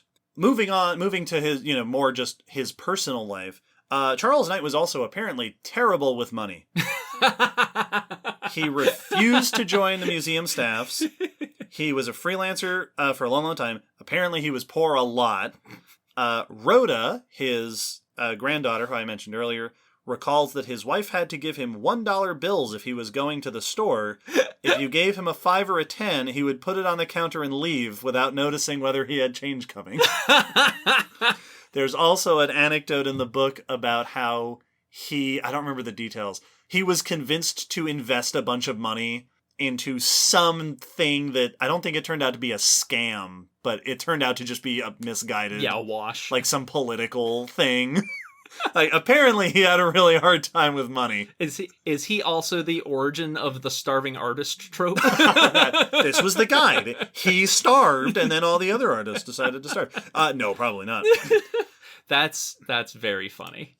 Also, he was in the habit of writing angry letters to magazine editors. There's a bunch of those quoted in this book. He would, you'll like this, he would write scathing letters criticizing bad animal depictions. So, like, animal art or fake animal stories. Mm-hmm. He would write in letters to be like, that's bad art, or that story is made up. Like, he didn't like, I think there's a line in this book about how he didn't like cutesy animal depictions just for entertainment purposes. Oh boy, do I relate. How many of those posts have come across my Facebook feed? Yeah, this guy would have been on Twitter. Oh, yeah. Constantly just railing on all these. He would have, just the dodo. That is not what, yes, exactly. That is not what a happy alligator looks like. Yes. Yeah, he would write into the letter, to editors.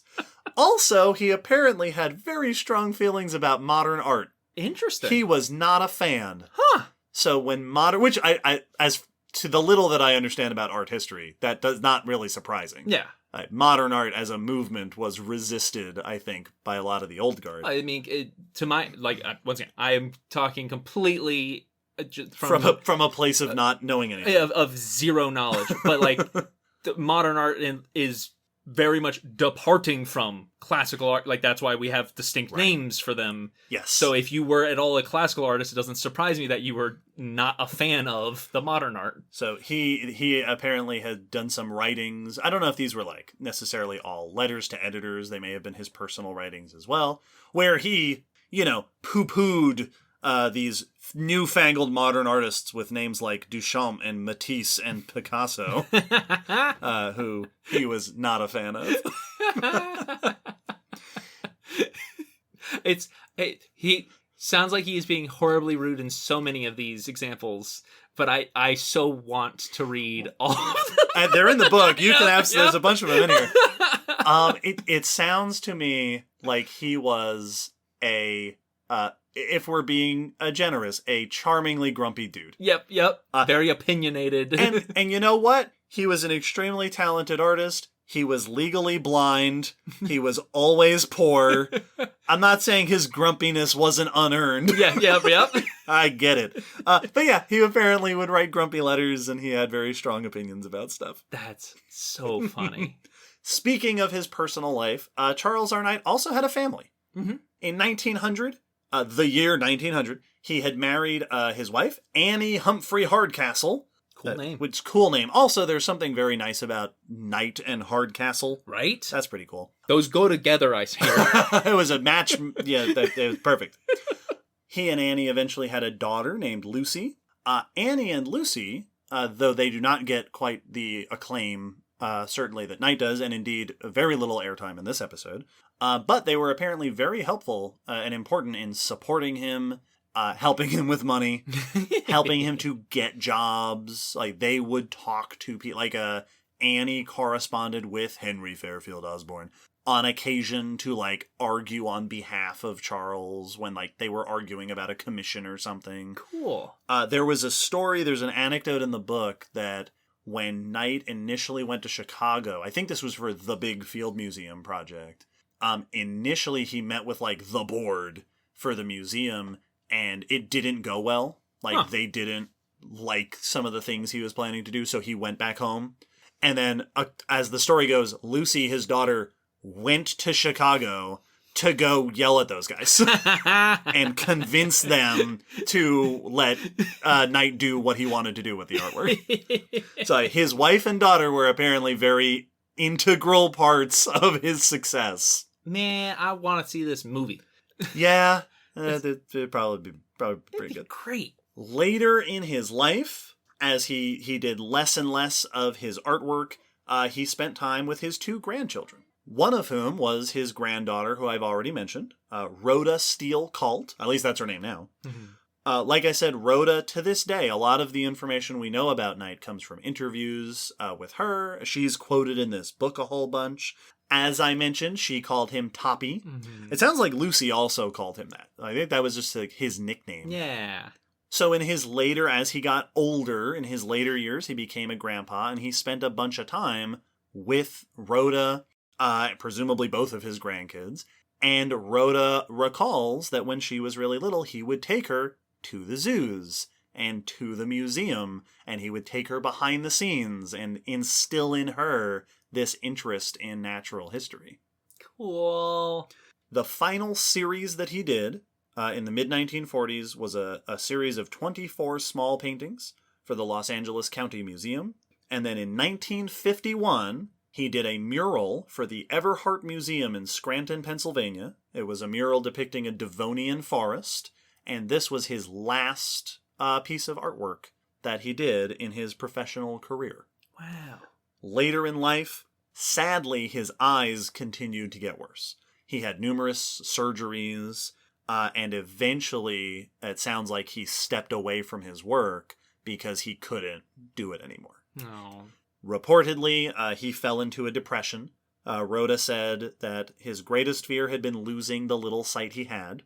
And he finally passed away on April 15th, 1953, at 79 years old, after a long and very productive life.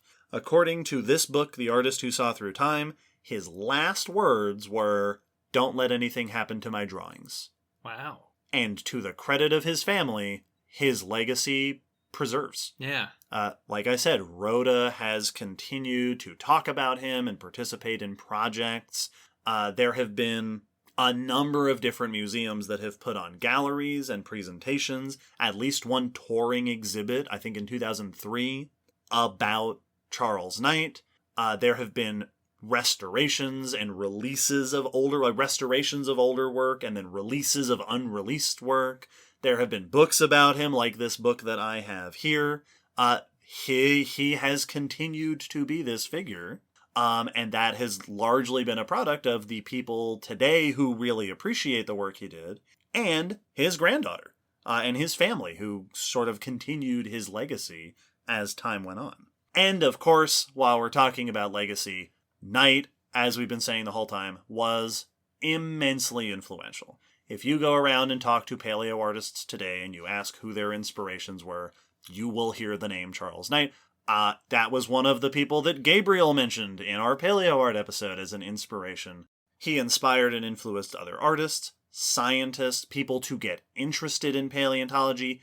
Even his influence extends to places you might not immediately think about. His dinosaur depictions were the inspiration for the dinosaurs in the original Lost World and the original King Kong. He is cited by name by people like Willis O'Brien, who did the animation for King Kong and the Lost World, and Ray Harryhausen. I've seen a couple of quotes from Harryhausen specifically talking about, like, his mom gave him a book, or no, he took him to I think the LA Museum, and he saw the murals that Knight had done, and that was his introduction to this idea of reconstructing these kinds of animals. Harryhausen apparently has said that one of Knight's well-known pieces of artwork was of a specific well-known, I think a famous gorilla, which is what Harryhausen says inspired him to do Mighty Joe Young. Oh, wow, yeah. Knight, when we talk about Knight influencing paleo art, movie dinosaurs and beyond emerged largely from Knight's work. Yeah. Like, his work inspired the most famous classic dinosaurs in film. And then onward. Well, and I don't know that there is a direct connection here that I haven't ever heard this quoted, but going through the book, something I just noticed, it was a bunch of them are very reminiscent in how the creatures were designed in the Fantasia. Yep, that's another one. Yep. Absolutely. Like, there's one image of a mosasaur, a Tylosaurus, I think, that has a back fin. Yeah, it's got that fin along the back, yep. Which is identical to how they drew them in Fantasia and the Rite of Spring section. Like, if you scroll through a bunch of Knight's artwork and just look at his repertoire of art, which you can do on the Charles Knight website, which will be linked in the blog post, and then go watch The Lost World or go watch the original King Kong, you will see his dinosaurs. Yep. There they are. That's how they are depicted. Yeah, well, and he just, I don't want to say the gold standard, but like just early on in the history of paleoart set a gold standard for not just specifically how to portray them, but how to go about bringing a dead animal to life. Yes, and this is when you mentioned earlier the link to claymation, that he was making clay models. Yeah, he actually did have a sort of direct link to claymation. That is how those early filmmakers were doing it. Well, and it's like a lot of the descriptions for what makes Knight's art so monumental and inspiring and beautiful are very similar things that I've heard described for Harryhausen's animation, in that he had a talent for bringing life and breath and personality to these clay figures that he was animating. Yes. And I've seen the same thing about O'Brien, Willis O'Brien, because they'd put little expressions on the face. Yeah. They'd have them move in interesting little ways. You could tell what this clay creature was thinking. And I've seen a very similar thing said about the artists who did Jurassic Park. Yep. About the little ways they put personality in there. That was something Knight was really, really good at. Yeah. And it's something that sort of has been carried on in some of the most famous depictions of ancient life through history. It's many of the things that he worked into how he did art have become standard practice for how we attempt to do accurate portrayals and vivid portrayals of extinct organisms. Yes. And indeed, as I mentioned earlier, a lot of Knight's work is still on display. Yeah. A century later, a lot of his work, the Knight website has a list of where you can see his artwork, paintings, sculptures, etc. These include, just to list a bunch, the Mesa Southwest Museum in Arizona, the museum at the Tar Pits, the Los Angeles County Museum, the Yale Peabody Museum, the Smithsonian, the Field Museum, the Florida Museum of Natural History, the Science Museum of Minnesota in St. Paul, the Carnegie Museum in Pittsburgh, the Academy of Natural Sciences in Philly, the Utah Museum in Blanding, apparently Le Jardin des Plantes in Paris. Cool. Somehow. He also was a big fan of plants. Oh. Big fan of botany. He used to go down to Florida, apparently, and check out plants and then use those plants to put in his ancient artwork. Cool. The Museum for the Earth in Ithaca, the Staten Island Museum, the Bronx Zoo, and of course, the American Museum of Natural History in New York City. If you get up there, or to any of those places, check it out. And of course, if you would like to see a lot of Knight's work and learn more about him and follow some of these references, there'll be a bunch of images and a bunch of links in the blog post. I will end off with this quote from Stephen Jay Gould. Stephen Jay Gould, very famous paleontologist. I don't have a negative thing to say about Stephen Jay Gould, actually. He wrote this in Wonderful Life. Not since the Lord himself showed his stuff to Ezekiel in the Valley of Dry Bones had anyone shown such grace and skill in the reconstruction of animals from disarticulated skeletons. Charles R. Knight, the most celebrated of artists in the reanimation of fossils, painted all the canonical figures of dinosaurs that fire our fear and imagination to this day. Yeah.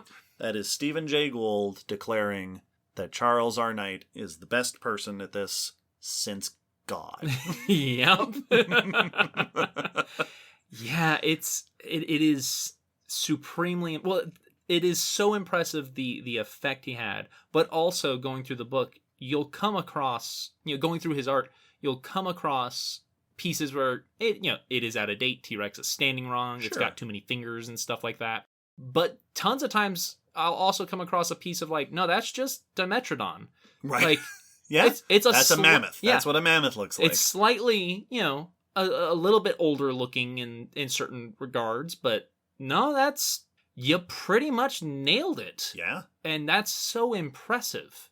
It is not what we tend to think of when we think of early paleo art. Yeah. Well, and I think that's one of the reasons why a lot of his stuff still gets used and why he's still cited. And again, it's important to say he's not the only one who was active around this time, whose artwork is still referenced and things like that. But he is the one that this episode is about. Yep. And yeah, he did a really fantastic job such that, and especially, I have seen it cited that his favorite animals from when he was little and all throughout his life were lions and tigers and elephants. Yeah. And I think it is no surprise that his saber-toothed cats and his mammoths and things like that really do stand the test of time in many ways. Yes. Yeah.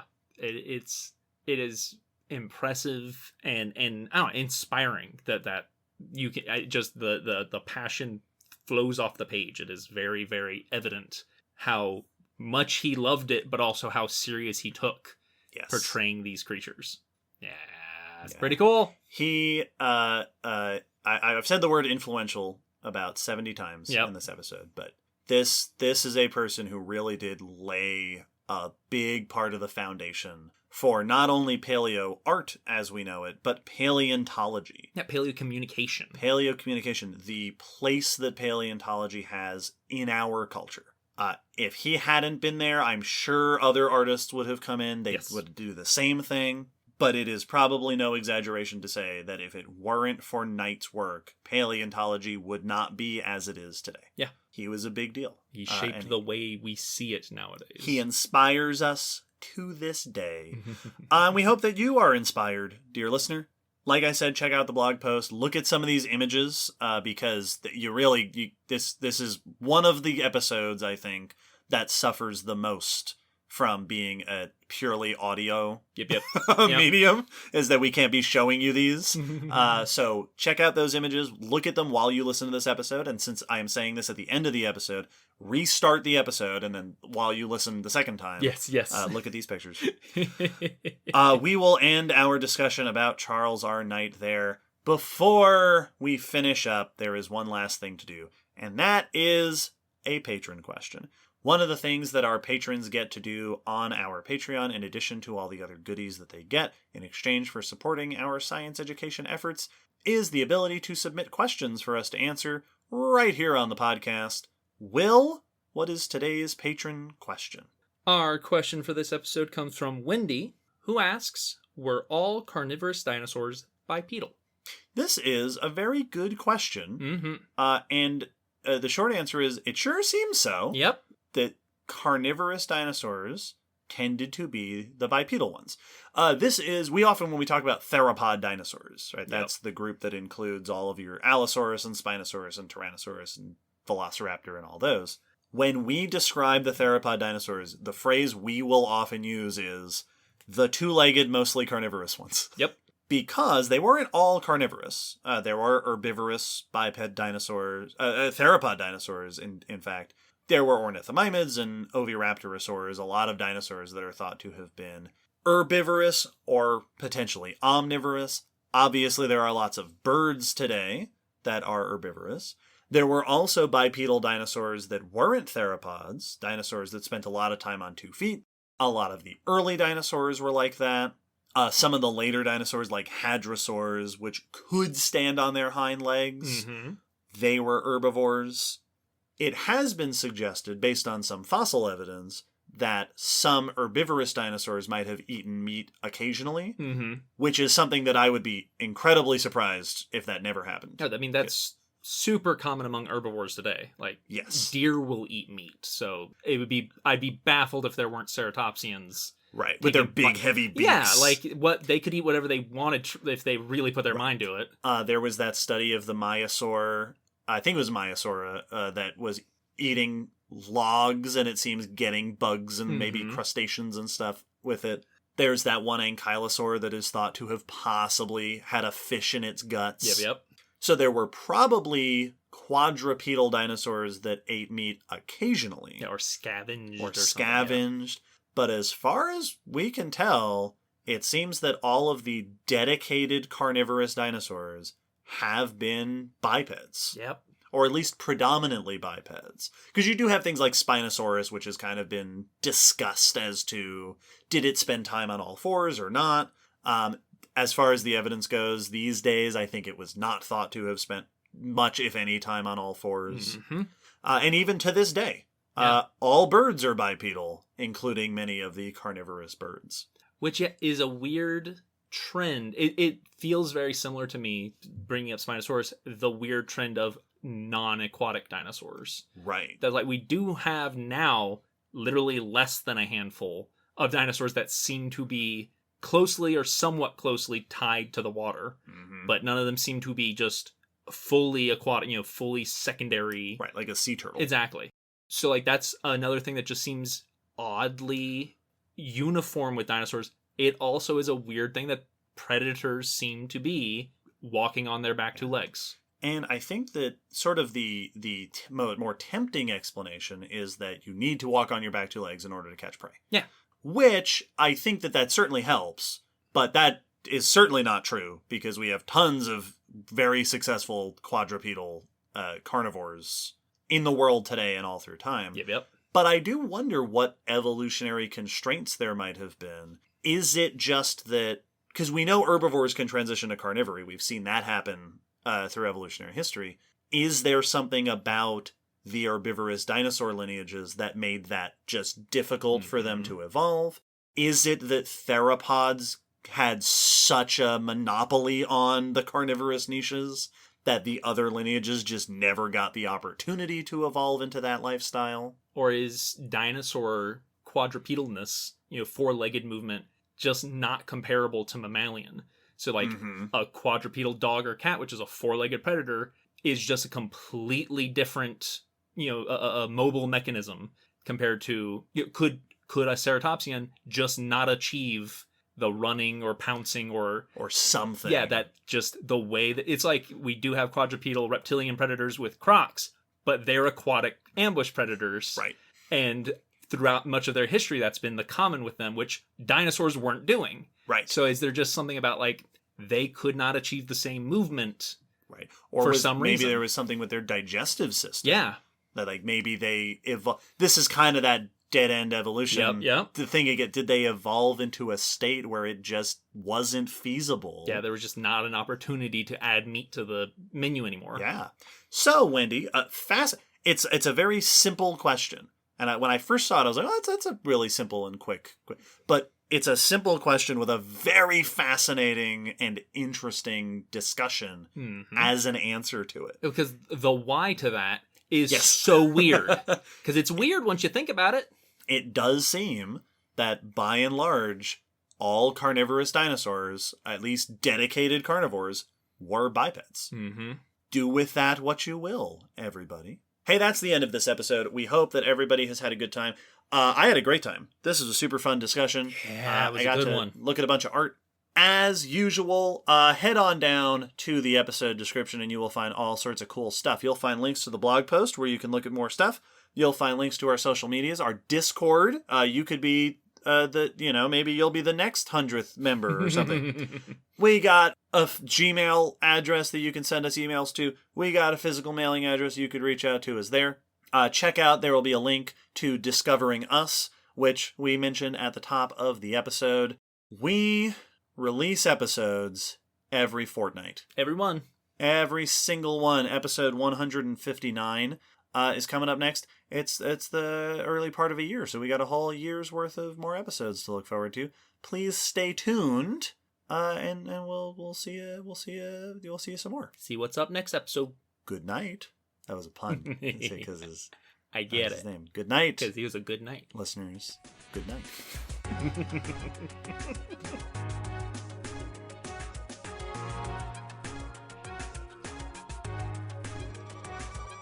Thanks for listening to the Common Descent podcast. You can follow us on Facebook, Twitter, YouTube, and check our WordPress blog for pictures and links after each episode. Huge thanks to our patrons whose support helps keep this podcast running and who get access to bonus goodies on Patreon.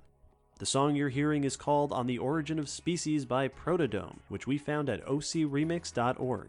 Thanks again for listening. We hope you'll join us next time.